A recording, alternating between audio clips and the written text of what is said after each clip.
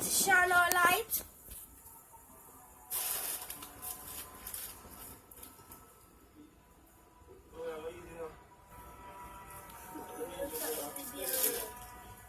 What are we here is for a purpose. Let me say something. What are we here is to shine God's light.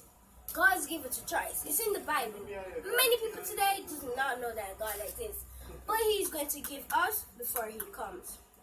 And where are we going? We are going to the heavenly kingdom. The heavenly kingdom of God, which is in heaven.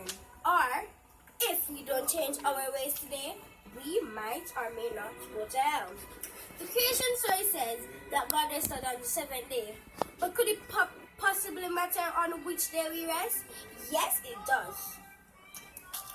What difference does a day make? It makes a day because God is special. Make a difference. Make a difference because it makes a difference.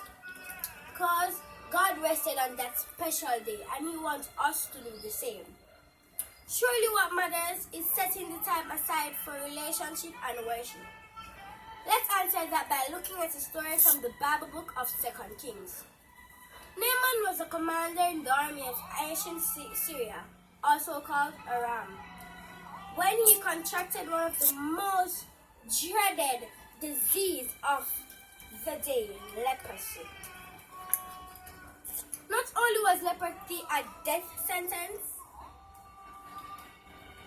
it was a slow and horrible death.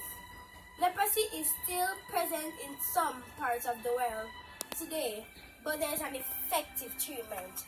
Let me tell you something.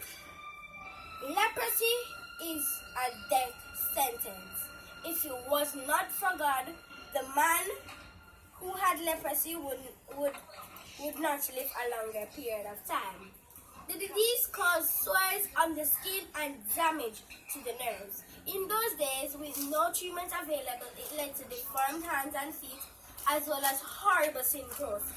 And if the disease wasn't bad enough, people with leprosy were considered unclean or contagious.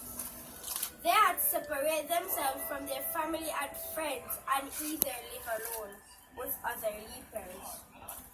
It was not just a physical death sentence, it was a social death sentence and seen as a punishment of the gods. Let me tell you something, God does not exist. It's only one God I know.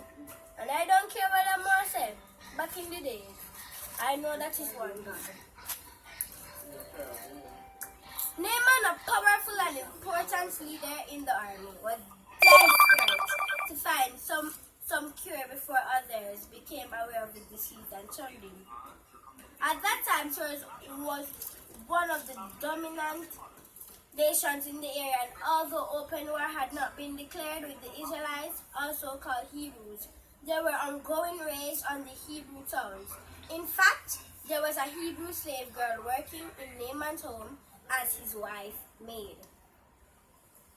Naaman's wife must have treated her well, because when she heard about the disease, she said, if only Master Naaman could see the prophet in Samaria, he can cure leprosy. So that little maid girl that he had believed in Jesus. Samaria was the capital of Israel, deep inside enemy territory. But Naaman was desperate, so he went to his king and requested